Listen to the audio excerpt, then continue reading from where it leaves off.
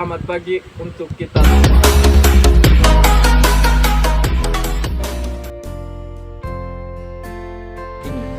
Pada kesempatan ini juga, saya akan menjelaskan sedikit tentang sakramen Ekaristi. Perjamuan kudus, perjamuan suci, perjamuan Paskah atau Ekaristi dalam bahasa Yunani Ekaristia. Ucapan syukur merupakan suatu ritus yang dipandang oleh Gereja Katolik sebagai sakramen. Perjamuan kudus juga menjadi sakramen yang menandakan keselamatan dari Kristus kepada seluruh umatnya. Perjamuan kudus juga menjadi bukti kasih dan rahmat Allah. Perjamuan kudus membuat semua umat Kristiani menjadi satu dalam Kristus, sebagaimana dikatakan dalam kitab suci 1 Korintus bab 10 ayat 16-17. Sakramen Ekaristi yang berkaitan dengan hosti dan anggur yang kita sambut dalam perayaan Ekaristi dan kita yakini sebagai tubuh dan darah. Saya tambahkan sedikit, mengapa saya mengangkat tema ini? Tema ini berawal dari sebuah pengalaman yang dimana di sebuah stasi yang jauh dari paroki dan jauh dari pemukiman, boleh dikatakan di pedalaman. Dan pada saat mau perayaan Ekaristi, bahwa yang umat atau pastor karena kurang komunikasi dengan umat di stasi tersebut, akhirnya mau mulai Ekaristi tetapi hosti dan anggurnya tidak ada.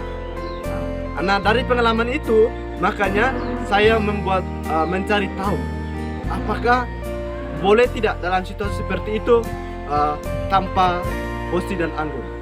Ternyata saya mencari sumber, ternyata dalam perayaan Ekaristi itu harus ada hosti dan anggur, yang dimana hosti dan anggur itu saat dikonsekrasikan dalam doa syukur agung menjadi tubuh dan darah Kristus, sehingga harus ada hosti dan anggur.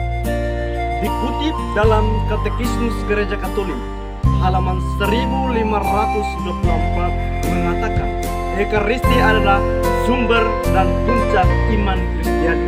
Pertanyaannya, mengapa Ekaristi disebut sumber dan puncak iman Kristiani?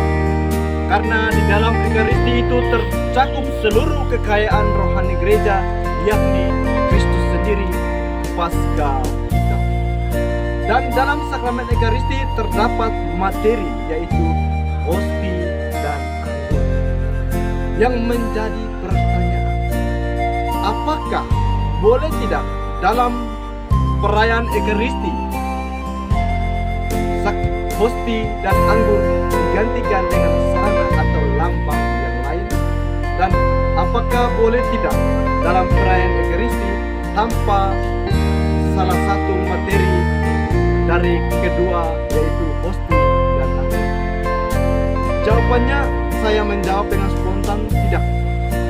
Karena sakramen Ekaristi itu ditetapkan oleh Yesus sendiri pada perjamuan terakhir sebelum sengsaranya, ketika perjamuan malam kudus bersama murid-muridnya.